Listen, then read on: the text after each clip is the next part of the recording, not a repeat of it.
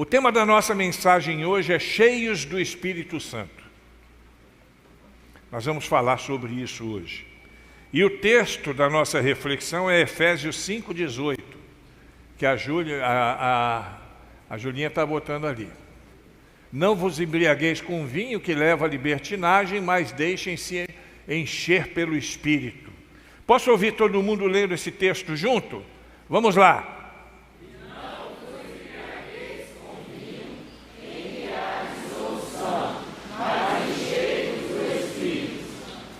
Glória a Deus, que o Senhor, no nosso coração, aplique a sua palavra e todos os princípios dessa palavra que servirão para a nossa edificação nessa noite. Amém? Esse é o título da nossa mensagem, cheios do Espírito Santo de Deus. E eu estarei baseando essa mensagem no único versículo, que é o versículo de Efésios que nós acabamos de ler. Mas você pode ficar tranquilo, fique tranquilinho, porque eu não vou interpretá-lo nem aplicá-lo de modo isolado do seu contexto. Nós, apesar de ser um versículo só, nós vamos trabalhá-lo do ponto de vista contextual. Nós vamos falar exatamente o que o texto bíblico fala. E certamente teremos a nossa vida edificada para a glória de Deus.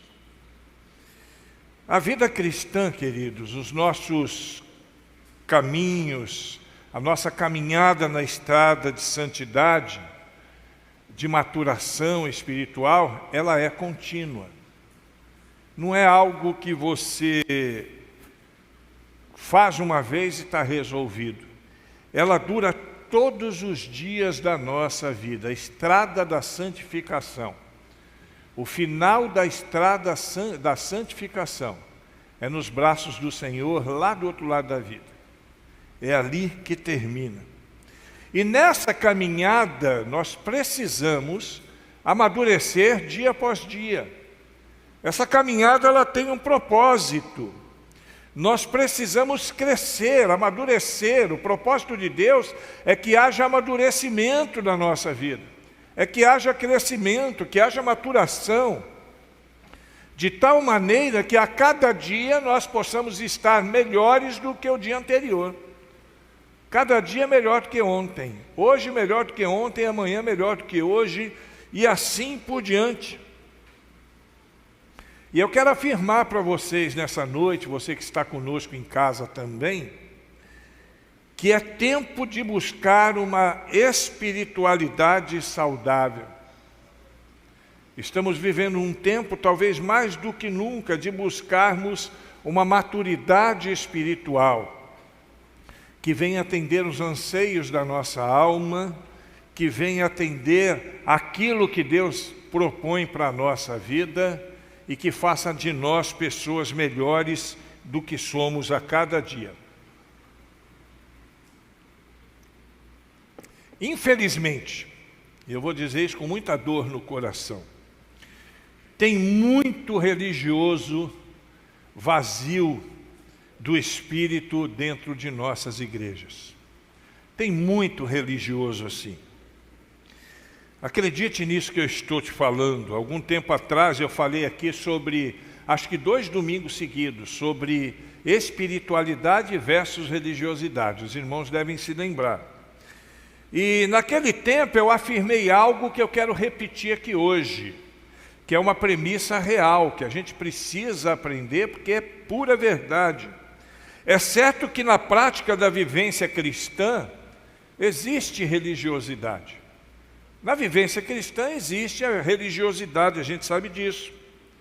Pode-se até dizer que há religiosidade na espiritualidade. Talvez não exista espiritualidade sem algum tipo de religiosidade, isso é verdade, mas com toda certeza eu posso afirmar que existe muita religiosidade sem nenhuma espiritualidade. Presta atenção nisso. Nós já definimos bem esses termos aqui, pelo menos em 2 mensagens.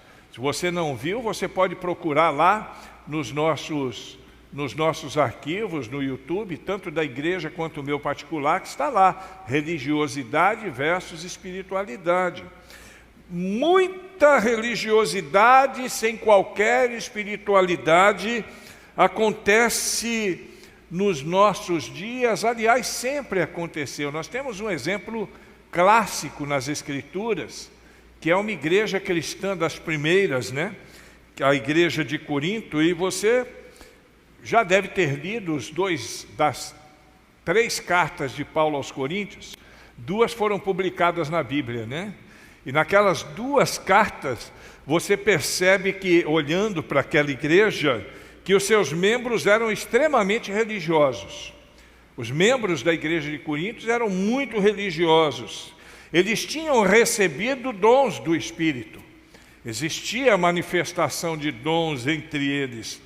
Eles poderiam muito bem ter sido elogiados, não é verdade? Eles tinham características religiosas de destaque entre as igrejas da sua época.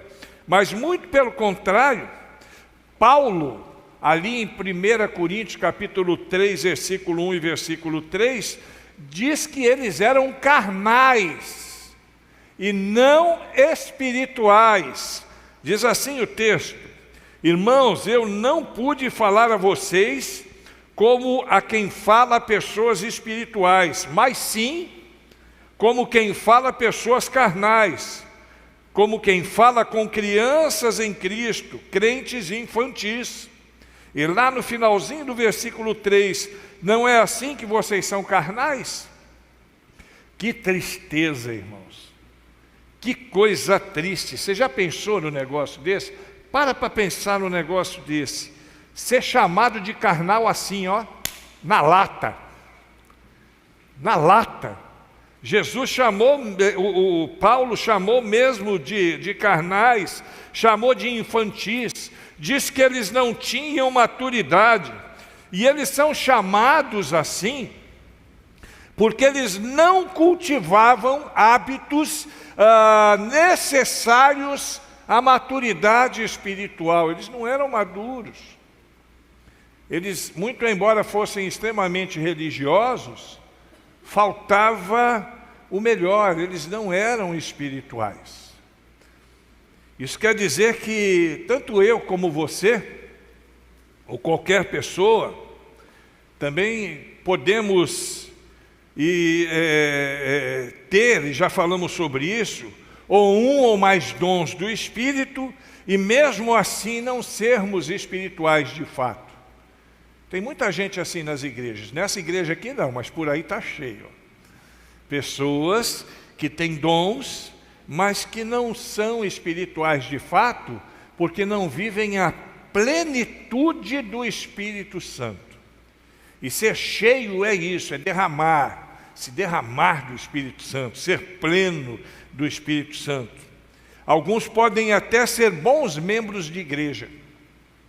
Ser bom membro de igreja, sabe aquele cabra que você vê? O cara é bom, é um membro, pau para toda obra, mas é vazio espiritualmente. Faz tudo com pouca maturidade, faz tudo na carne. Podemos ser bons religiosos também, frequentar a igreja, dar o dízimo, orar na hora de orar, louvar na hora de louvar, e não sermos espirituais. E é um engano a gente pensar que ter dons e usar dons seja prova de que as pessoas têm plenitude espiritual. Isso é um engano. Além disso, qualquer dom que tenhamos, qualquer um que nós tivermos, não será usado por Deus em todo o seu potencial se ele não estiver colocado ao controle do Espírito Santo de Deus. O Espírito Santo de Deus é quem nos dá os dons, e Ele quer nos usar segundo a sua vontade, no poder da sua manifestação em nossa vida. Doutrinariamente falando, nós cremos que conversão é um ato. Então ninguém se converte várias vezes, a pessoa se converte uma vez. É um ato. Então ela se converteu ali, ela está convertida. E nós cremos que o convertido, essa é a nossa visão teológica, nós cremos que o convertido, ele recebe o Espírito Santo na sua vida no momento da sua confissão. Isso é bíblico, não é porque a Convenção Batista decidiu isso. É porque a Bíblia ensina isso. No momento da sua confissão e entrega da sua vida a Deus, ele recebe o Espírito Santo. Se de fato, é claro, isso for um ato do coração, e seguido de arrependimento e fé, e não um ato de boca para fora. Tem muita gente que diz que se decide, mas na realidade não se converteu, se convenceu.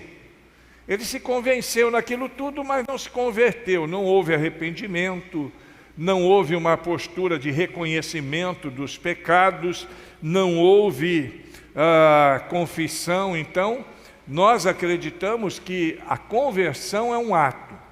Mas acreditamos também que a santificação não é um ato, é um processo. Santificação é um processo.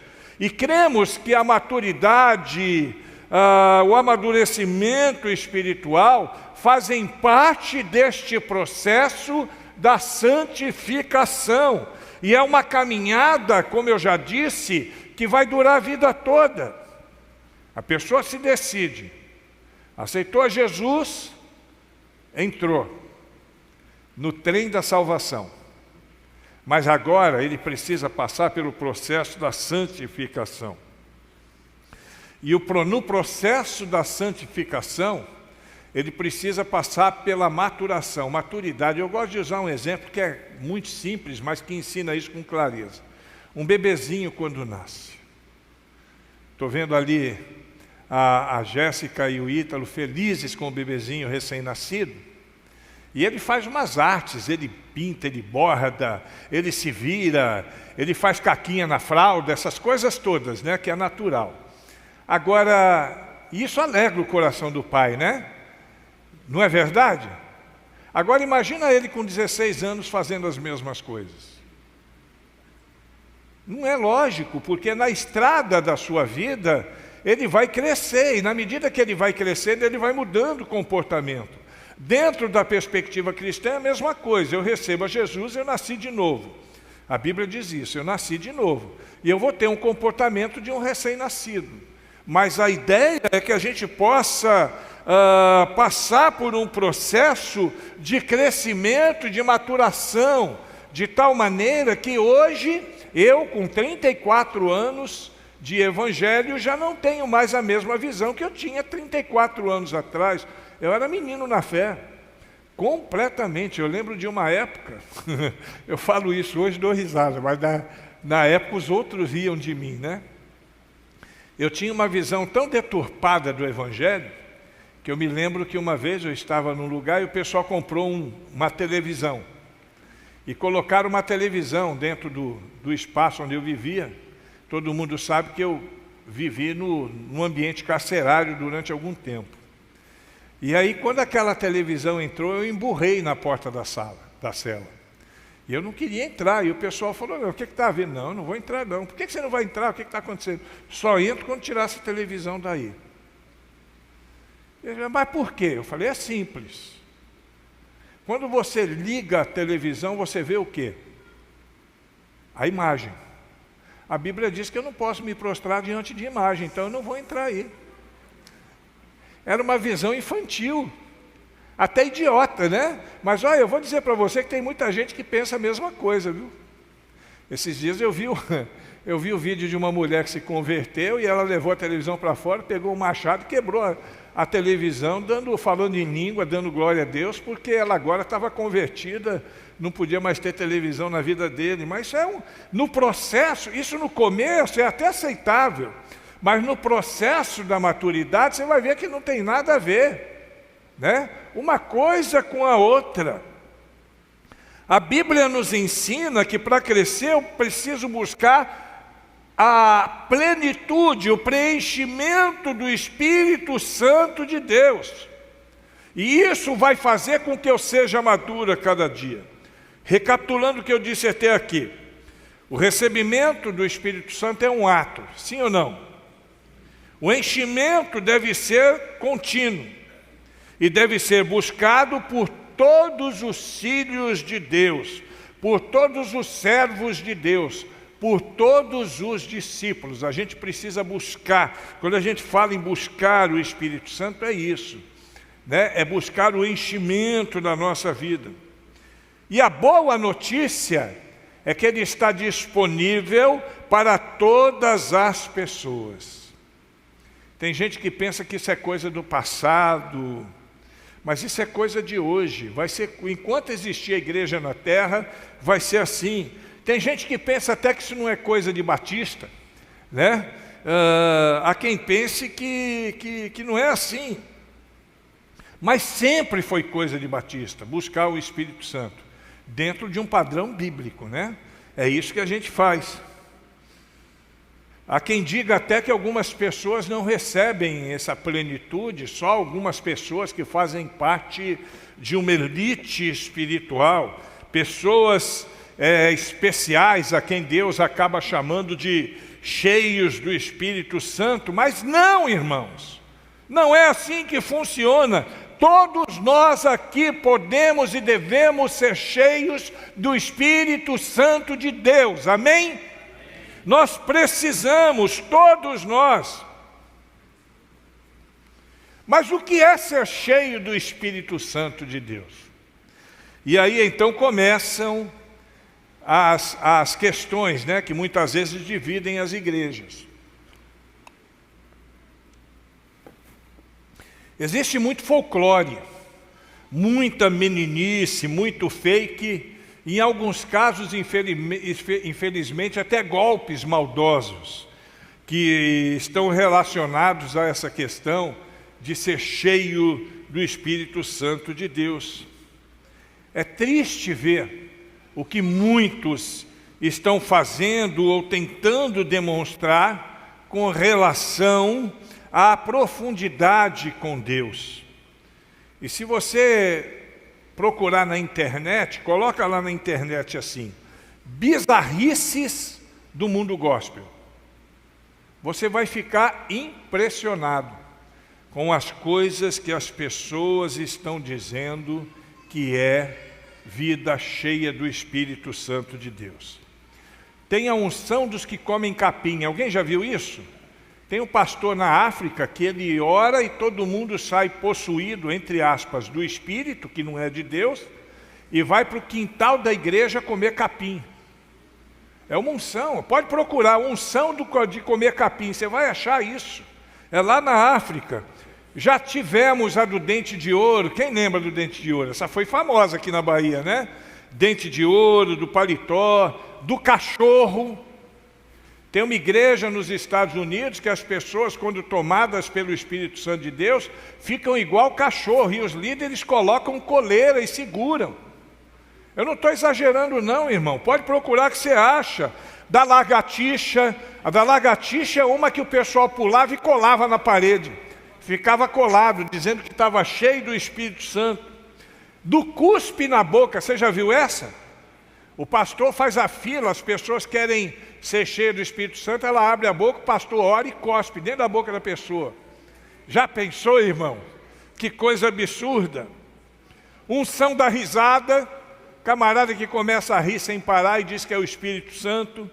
Unção do cair, aqui no Brasil hoje é muito comum a unção do manto, que mais parece uma macumba, né? A unção do manto. Unção de partes íntimas, olha o absurdo, de pastores orando por partes íntimas de mulheres. Eles não oram por partes íntimas de homens, só oram por partes íntimas de mulheres. Você pode procurar que você acha. E por aí afora vai, tem muita coisa, irmãos. Sem querer menosprezar a fé de ninguém, de nenhuma pessoa, mas a coisa se agrava a cada dia. Desde o início do século passado, meados de 1900 para cá, nós vemos uma progressão absurda de pensamentos equivocados quanto ao que é, de fato, ser cheio do Espírito Santo de Deus. É um verdadeiro show de horrores. É um verdadeiro show de horrores. Agora não se assuste, a tendência é piorar a cada dia.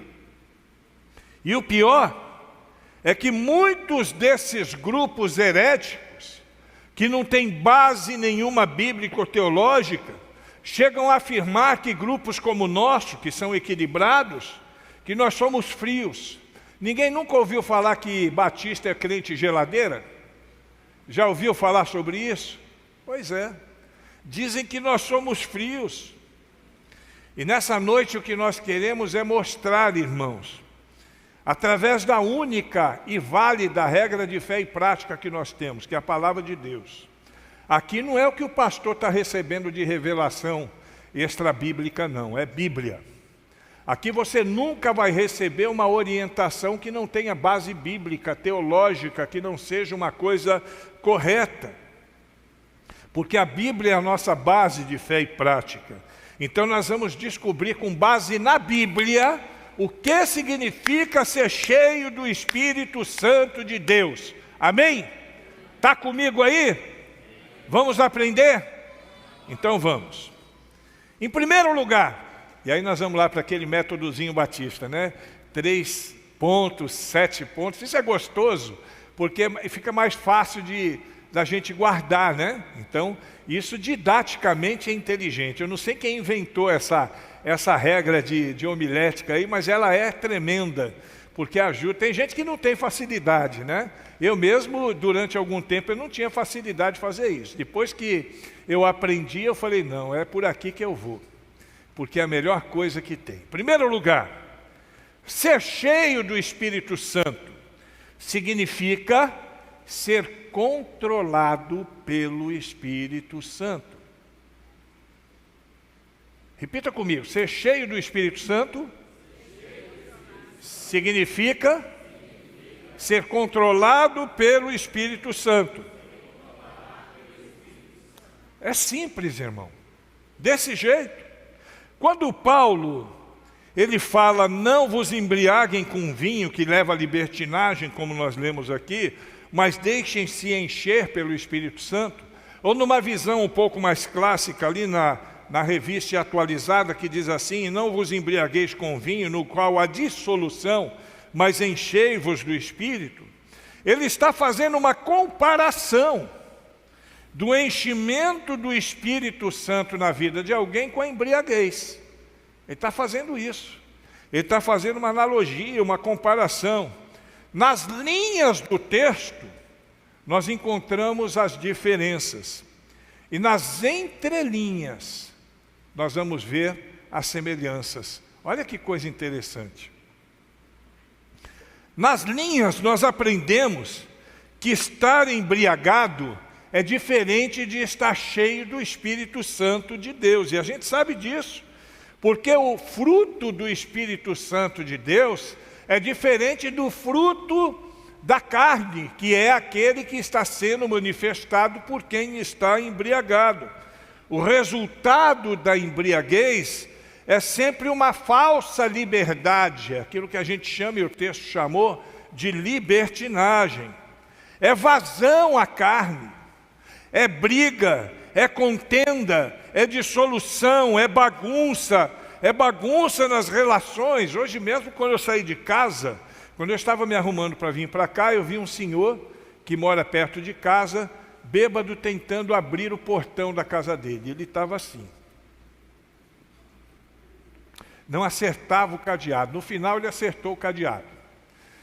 Aí, quando eu já me arrumei, eu fui dar uma olhada para ver como é que estava. Ele tinha entrado, deixou o portão aberto, mas ele estava caído na porta de casa. O buraco da porta de casa ele não conseguiu abrir. O cadeado ele conseguiu. Isso é resultado da embriaguez. Esse é o resultado da embriaguez. É uma bagunça mental, uma bagunça de coração. É briga, é contenda. Você já percebeu que o cara, quando está bêbado, ele quer brigar com todo mundo, ele fica valente. Ou ele fica valente ou ele fica palhaço, das duas umas, né?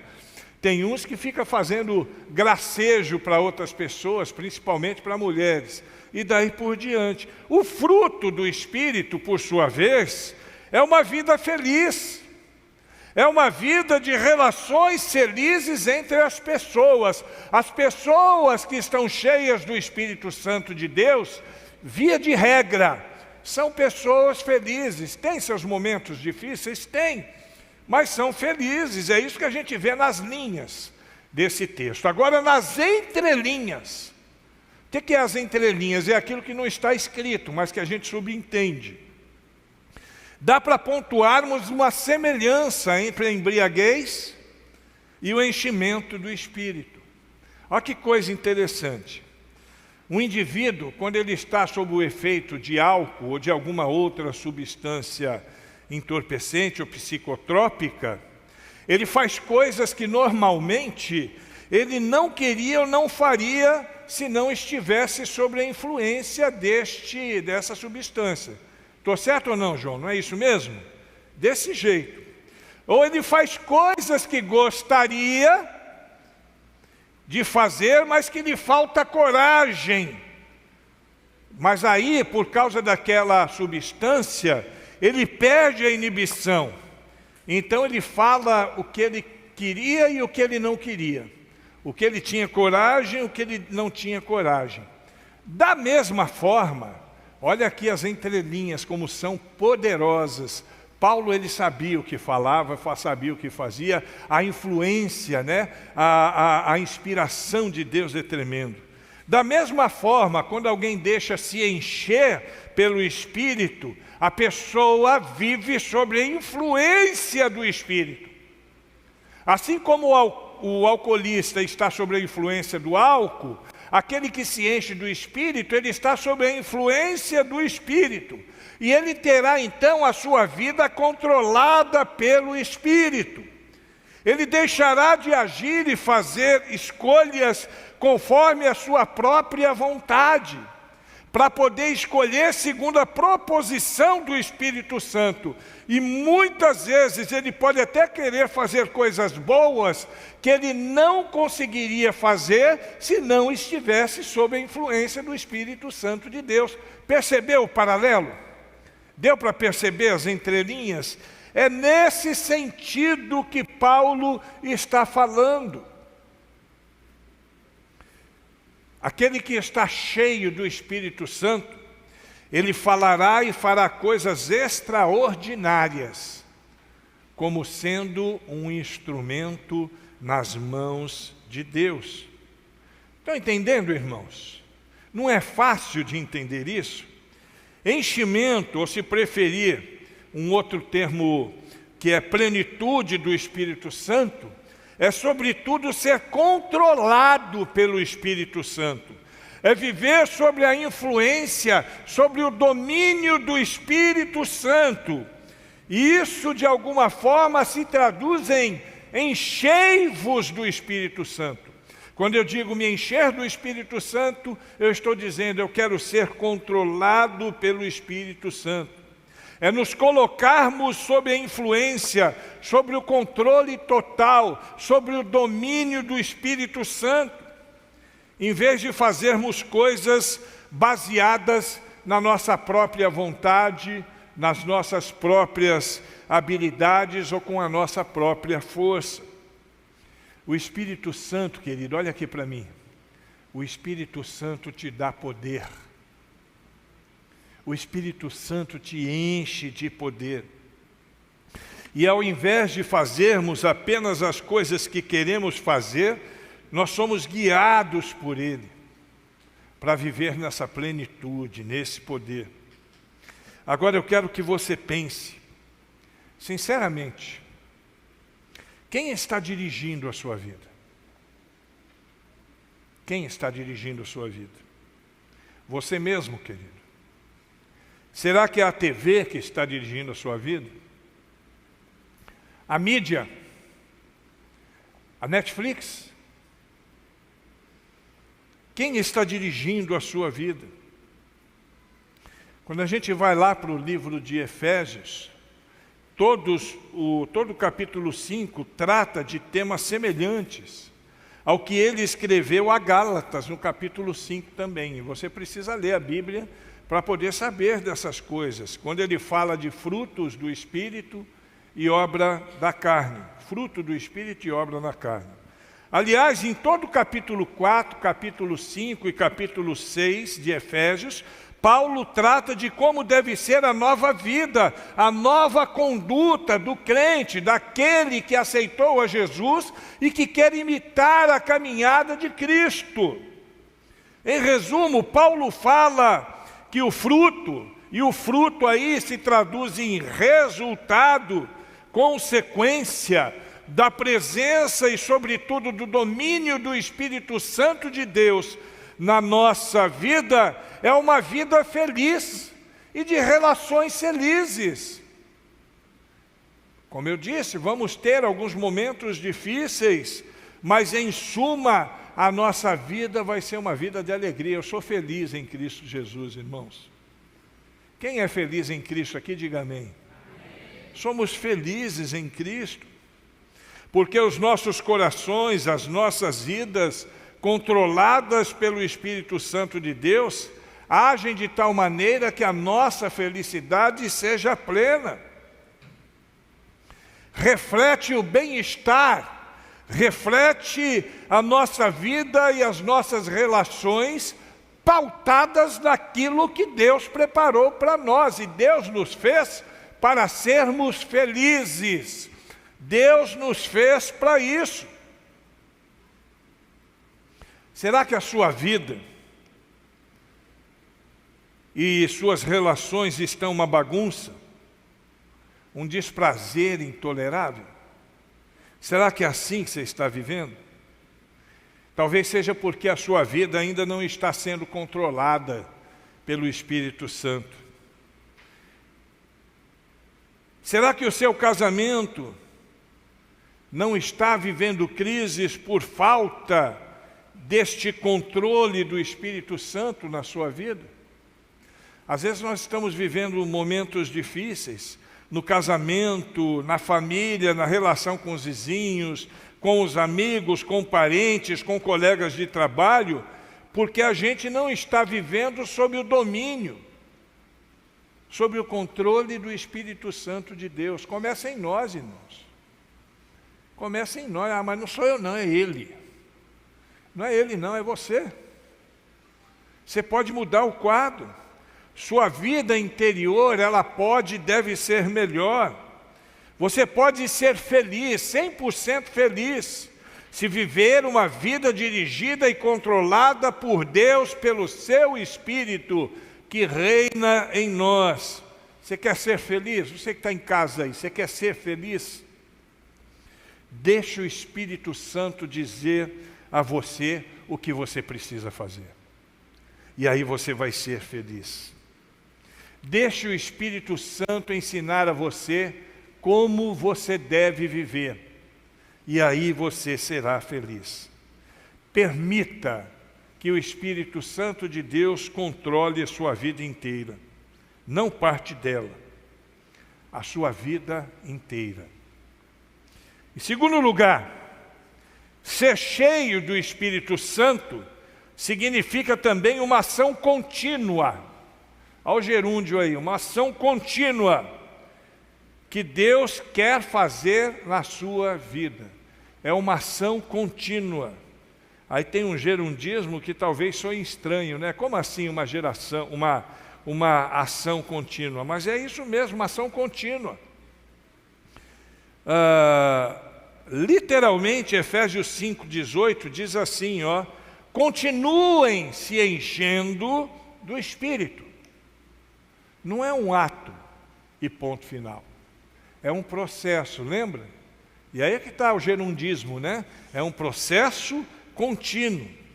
A ideia no tempo grego aí da palavra continuem se enchendo, é exatamente isso, é uma ação contínua, que ela vai e vai e vai e vai.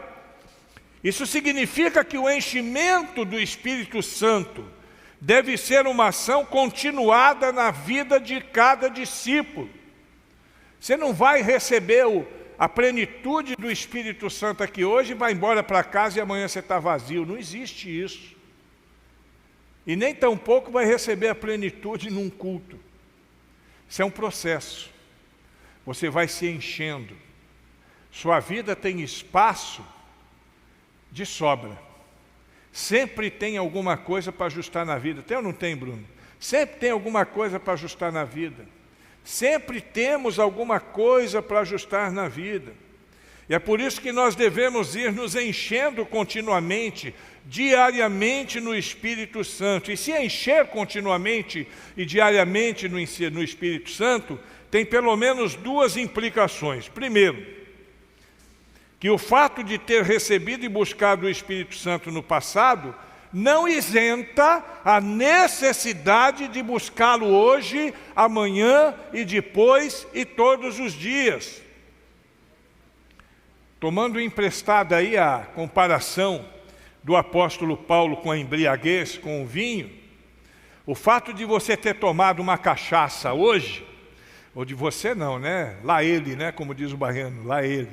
Ter tomado uma cachaça hoje, não significa que a pessoa vai, né? Aquela cachaça vai fazer ela bêbada a vida toda. É a mesma coisa quando você toma uma boa dose do Espírito Santo no passado, não te isenta de tomar outra boa dose hoje do Espírito Santo, pelo amor de Deus, hein? Esquece a cachaça. Uma boa dose hoje, outra boa dose amanhã, e assim todos os dias. Não viva, irmãos, em nome de Jesus Cristo, da espiritualidade do passado. Não viva na busca do passado. Não viva na santidade do passado. Não viva na unção do passado. Encha-se hoje, busque hoje e continue se enchendo todos os dias da sua vida. Amém?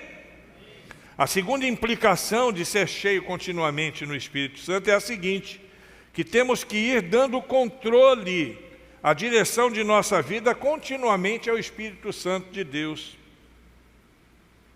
Há pelo menos duas coisas que nós precisamos fazer e que são importantes para poder responder essa questão. A primeira é esvaziar-se, você tem que se esvaziar. Você não vai dar espaço na sua vida para que Deus ocupe a sua vida com o Espírito Santo, se você não esvaziar a sua vida das coisas que precisam ser esvaziadas. Você precisa abrir espaço no seu coração. Você precisa abrir espaço no seu tempo. Você precisa abrir espaço na sua mente. Você precisa abrir espaço na sua agenda. Abrir espaço na sua vida, para que haja espaço para o Espírito Santo entrar. Se eu quiser encher esse copo aqui de suco, a primeira coisa que eu tenho que fazer é tomar toda a água. Senão o suco vai ficar insonso, né? Na hora que eu colocar ele vai ficar sem gosto, ele vai ficar ruim. Corações cheios de porcaria, cheios de maldade, cheios de amargura, de ressentimento, de ingratidão, de memórias ruins, cheios de raiva, cheios de indiferença, cheios de desejos pervertidos, de pornografia, de arrogância, de prepotência, de ganância, corações cheios de tanta coisa ruim, precisam ser modificados, esvaziados, para que Deus possa encher o nosso coração com as coisas que procedem dos céus, com o Espírito Santo. São essas coisas que ocupam o coração e a mente de muita gente, a agenda de muita gente. São essas coisas que retiram o espaço de Deus no nosso coração. Todas essas coisas que eu falei, mais algumas, tanto no coração, quanto no tempo, como também na vida e também na sua agenda. São essas coisas que destroem a vida espiritual de pessoas que vivem para a glória de Deus. Deixa eu ser mais direto. São essas coisas que estão destruindo alguns. Talvez esteja destruindo você. Esvazie-se. Esvazie-se, porque se você não se esvaziar, você não pode ser preenchido. Não deixe para fazer isso amanhã. Você precisa fazer isso agora. E outra ação indispensável, a segunda, para que possamos nos encher do Espírito Santo, além de se esvaziar, é escolher viver dirigido pelo Espírito Santo de Deus. Ser cheio ou não do Espírito Santo de Deus é uma questão de decisão pessoal, irmãos. É uma decisão pessoal. E essa decisão é que vai interferir na nossa vida, se nós vamos ou não sermos felizes. Deus, Ele vai nos fazer feliz na medida em que nós escolhermos estarmos cheios do Espírito Santo de Deus. Nós precisamos tomar decisões. Aliás, nós tomamos decisões em tudo na nossa vida, né? Você está aqui hoje porque você tomou a decisão de vir à igreja. É uma decisão. Você precisa decidir ser alguém, irmãos. Você precisa decidir com quem anda. Você precisa decidir onde trabalha, com quem namora, onde investir o seu dinheiro, onde você compra, o que você vende. Você precisa decidir a casa que você vai morar, enfim. Todas essas escolhas, né? Os comentários que você faz, as perguntas que você faz, os negócios que você vai fazer, como você usa o WhatsApp, como você usa as redes sociais de um modo geral, todas essas coisas são decisões suas e elas precisam ser decididas, orientadas pelo Espírito Santo de Deus, porque senão você pode quebrar a cara.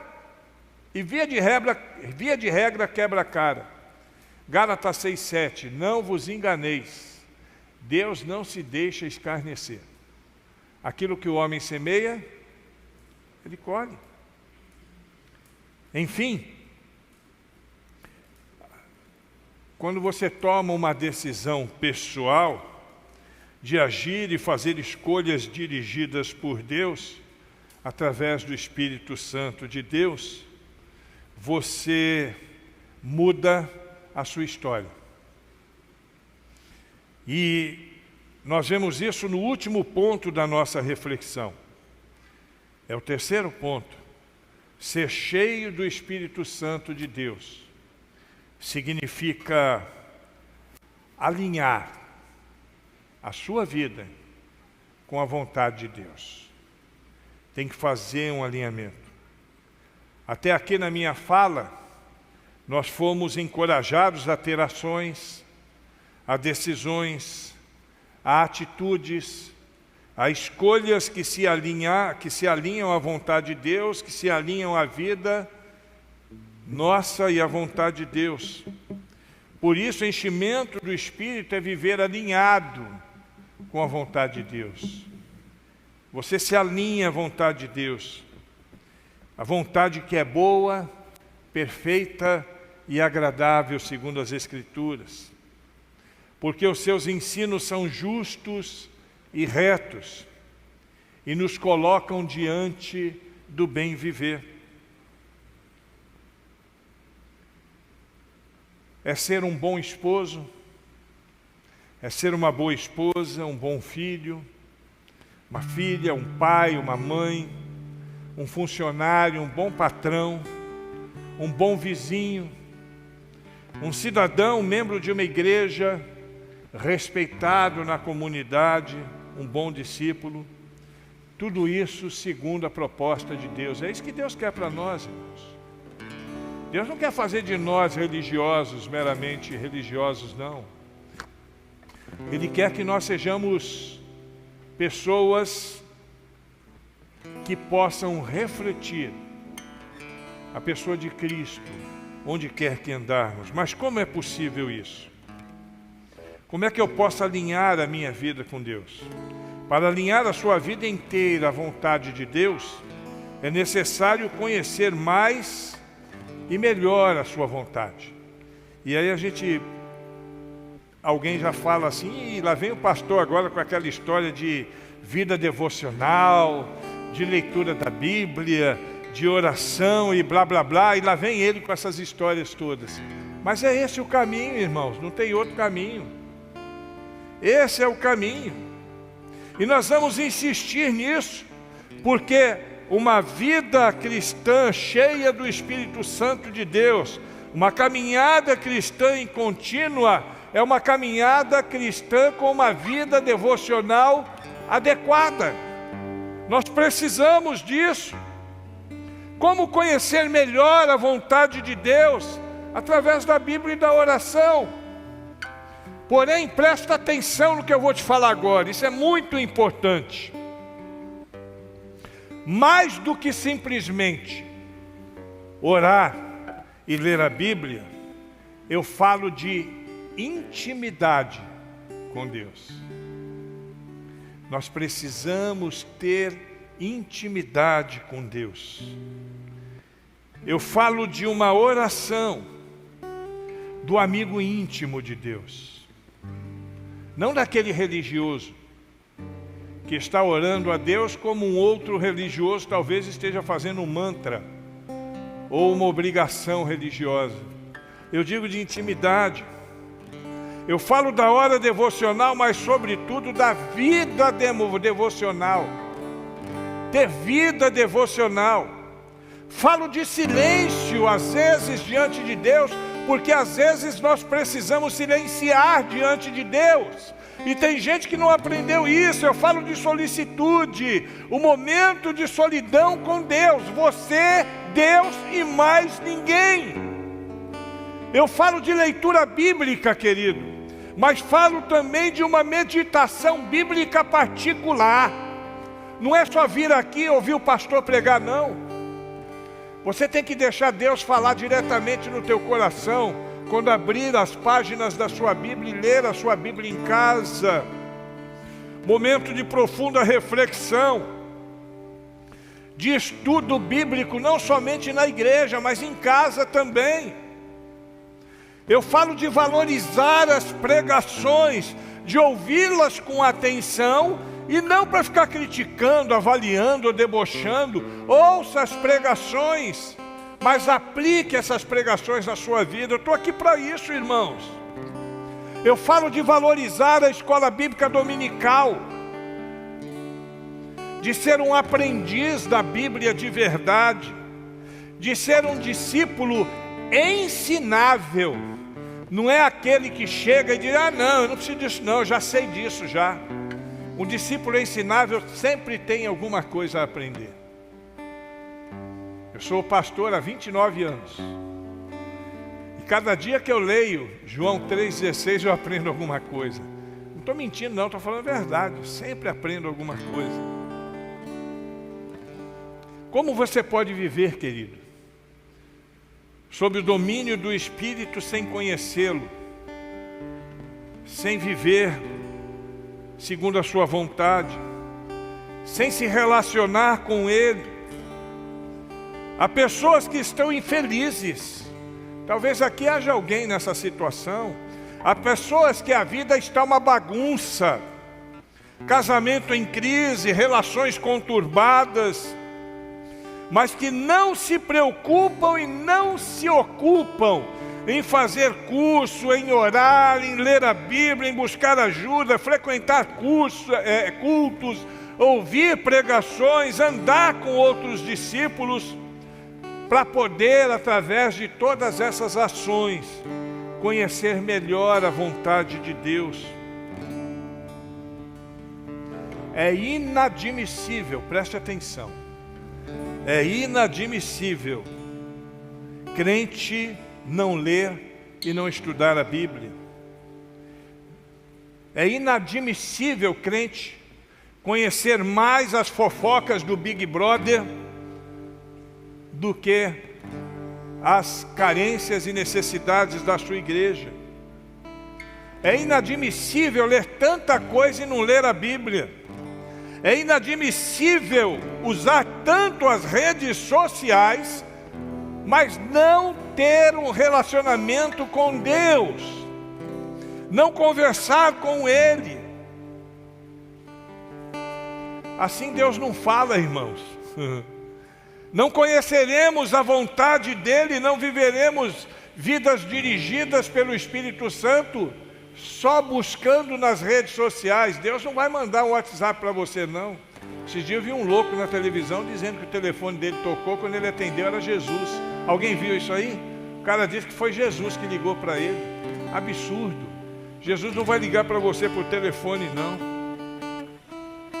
Você quer ser feliz, irmãos? Quem quer ser feliz aí, diga amém.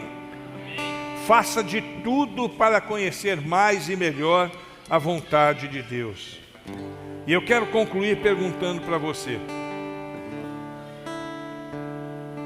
Deus falou com você aqui hoje? Responda, irmãos. Deus falou com você? Deus o ama tanto que tem e quer o melhor para você. E esse melhor advém de uma vida controlada, cheia do Espírito Santo de Deus. Uma vida sendo cheia dia após dia.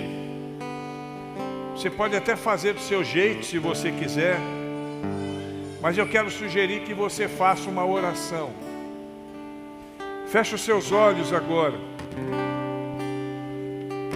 E eu quero, se você me permitir,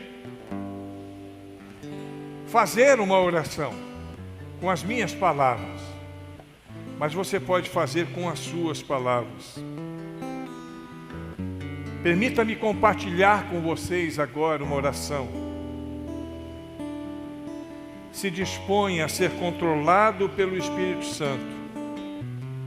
Aceite uma oração, uma ação contínua de Deus na sua vida e busque alinhar a sua vontade de Deus. Me acompanhe nessa oração. Senhor, eu entendi que o enchimento do Espírito é uma ordem, não é uma opção para nós.